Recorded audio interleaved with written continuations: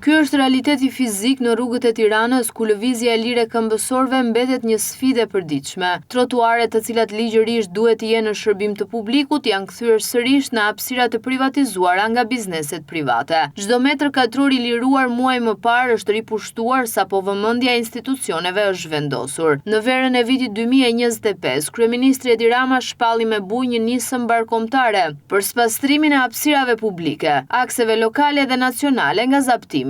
Operacioni u shoqërua me premtime për zero tolerancë dhe me paralajmërimin se loja macja me miun mes bizneseve dhe shtetit kishte përfunduar. Por pamjet aktuale dëshmojnë të kundërtën. Bizneset thjesht pritën që vala e parë e inspektimeve të kalonte për të rikthyer në pikën e nisjes. Në një deklaratë të bërë në fund të marsit, edhe kryeministri Edi Rama pranoi sfidat e këtij procesi duke e cilësuar atë si një luftë të gjatë me mentalitetin. Vazhdon me këmbgulje lirimi i hapësirave publike dhe imponimi i një statusi të ri të hapësirës publike. Nuk është e lehtë, është lufta me një mentalitet të rrënjosur me sa duket ende më thellë se sa këto 30 e kusur vite.